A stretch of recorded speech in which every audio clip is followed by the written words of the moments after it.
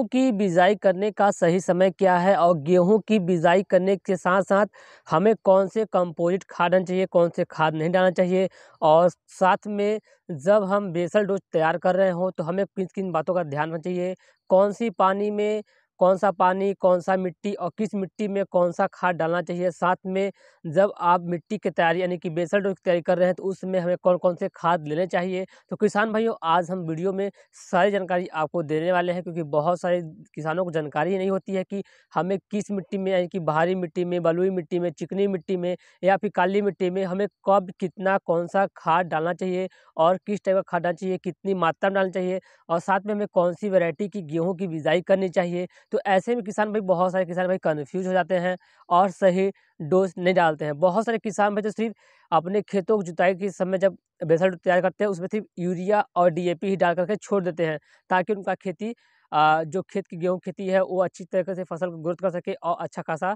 पैदावार हो। लेकिन यहाँ पे गलती यही करते हैं कि डीएपी, यूरिया सिर्फ़ डीएपी, यूरिया डाल कर के छोड़ देते हैं, बाकी कुछ नहीं करते हैं, सिर्फ़ पानी डालते रहेंगे। तो ऐसे में उन्हें कहाँ डबल पैदावार होने वाली है।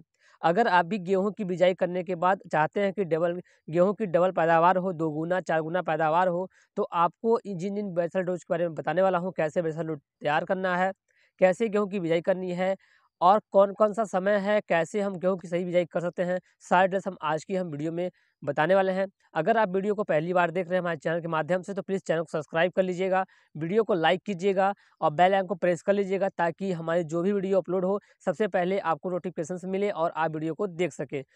सही जानकारी नहीं होने के कारण बहुत सारे किसान भाई सही तैयारियां नहीं कर पाते हैं खेतों की, ना ही गेहूं की बिजाई की और सही वैरायटी की चॉइस नहीं कर पाते हैं। बात करेंगे पहले हम 2 समयों को लेकर के गेहूं की सही बिजाई करने का समय क्या है।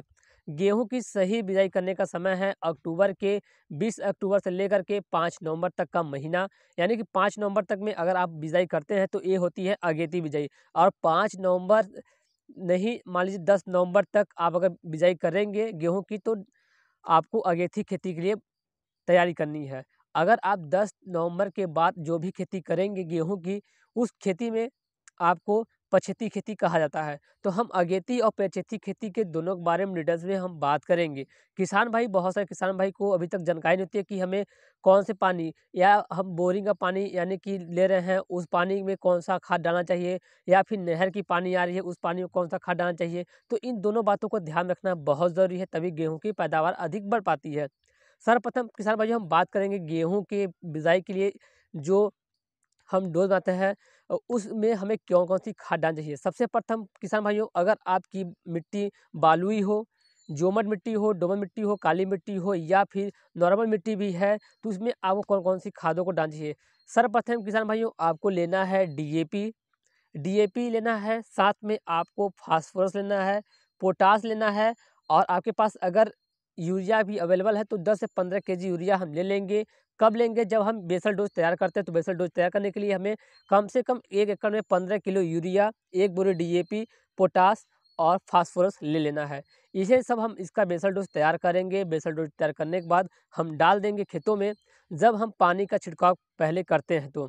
बेसल डोज़ तैयार करने के बाद बहुत सारे किसान भाई कहते हैं कि हमने पहले कुछ दिन पहले धान की कटाई की है और जड़ें रह गई हैं, तो उन्हें डिपोज़िट करने के लिए आप किसान भाइयों करना क्या है, आपको सबसे पहले खेतों में जब आप पलेवा देते हैं, पानी डालते हैं, तो उस समय आपको यूरिया का यानी कि हल्की यूरिया का छिड़काव कर देना है ताकि आपके जो जड़ें हैं, वो गल जाएँ और उसी मिट्टी में डिपॉज़िट हो जाएँ। तो यहाँ पे डिकम्पोज़ होने के लिए आपको यूरिया का छिड़काव कर देना है, पानी डालने के बाद यूरिया छिड़काव कर देना है, इसके बाद वो ऑटोमेटिक गल जाएँगे, आपका बेसल डोज़ के मतलब कि डिकम्पोज़िट हो जाएगा वही चीज़ और बाकी कोई दिक्कत नहीं है। इसके बाद हम बात करेंगे बलुई मिट्टी को लेकर के। तो बलुई मिट्टी में किसान भाइयों जब हम बेसल डोज़ तैयार करते हैं तो बलुई मिट्टी के लिए आपको चाहिए हमें डीएपी लेना है, 1 बैग डीएपी और पोटाश लेना है और ज़िंक की मात्रा लेनी है। क्योंकि हमारे किसान जो हैं 90% किसान भारत में मिट्टी कभी जाँच कराते नहीं हैं और सही चीज़ें नहीं मिल पाती है। तो किसान भाई नाइट्रोजन के लिए यूरिया ले लीजिएगा, डीएपी ले लीजिएगा और साथ में पोटाश और आपको 1 एकड़ के लिए कम से कम 50 किलो या फिर 50 किलो से कम ही आप डीएपी यूरिया लीजिएगा क्योंकि आपके हिसाब से अपने आपका अगर खेत 2 बीघा है, 3 बीघा, 1 एकड़ है तो उस हिसाब से आप यूरिया का बैग ले सकते हैं। इसके साथ ही जिंक का भी आप मात्रा मिला लीजिएगा।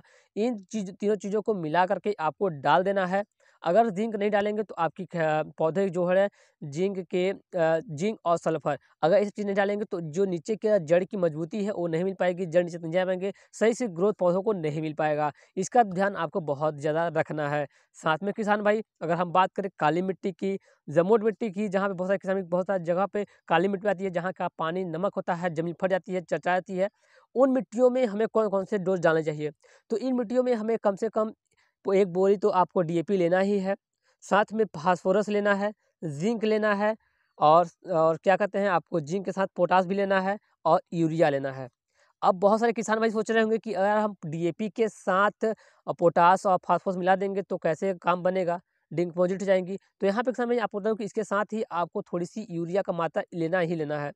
यानी थोड़ी-सी मात्रा यानी 15 केजी मात्रा आप यूरिया का ले लीजिएगा। इसमें डीएपी एक बैग रहेगा, फास्फोरस, पोटाश, ज़िंक, सल्फर और साथ में आपके पास रहेगा यूरिया 15 केजी का, जिससे कि कभी भी रिएक्शन नहीं करेंगी और सारे ये पौधे अच्छे तरीके से ग्रोथ करेंगे। क्या होता है जब हम डीएपी और फास्फोरस को मिलाते हैं और अगर हम यूरिया डालते हैं, यहाँ पे सल्फर डाल देते हैं पोटाश डाल देते हैं, तो यहाँ पे जो है रिएक्शन नहीं हो पाता है, क्योंकि फास्फोरस और सल्फर का रिएक्शन नहीं हो पाता है, जिसकी वजह से हमारे पौधों को ग्रोथ नहीं मिल पाता है। इसलिए किसान भाई आपको पौधों को ग्रोथ करना चाहिए, इन चारों चीज़ों को डालिएगा अच्छे तरीके से और बहुत तरीके से अच्छा तरीके से आपका पौधा ग्रोथ होगा, अच्छी जड़ें मिलेंगी, अच्छे गांठ मिलेंगे, तो कहीं न कहीं आपको इन चीज़ों का ध्यान रख कर के काम करना है। अब बात हम किसान भाइयों करेंगे पानी को लेकर के।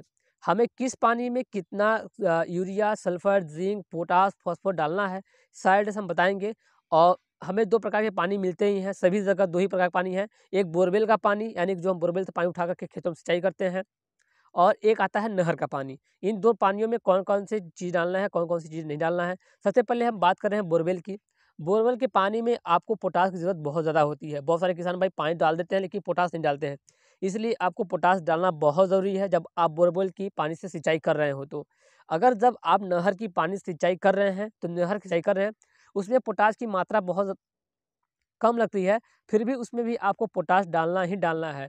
बाकी जितने रासायनिक चीज़ें मैंने बताया है बेसल डोज़ के लिए, उन सभी बेसल डोज़ को तैयार कीजिएगा, तो कहीं न कहीं आपको एक बहुत ही अच्छा फ़ायदा होने वाला है। बहुत सारे किसान भी पूछते हैं कि हमें गेहूँ की बुआई करना है तो कितने दिनों फर्स्ट पानी कब डालना चाहिए? तो ब गेहूँ की बुआई करने के बाद आपको 21 से 30 दिनों के अंदर 21 से 30 दिनों के अंदर आपको पानी का छिड़काव करना ही करना है गेहूँ की बिजाई में।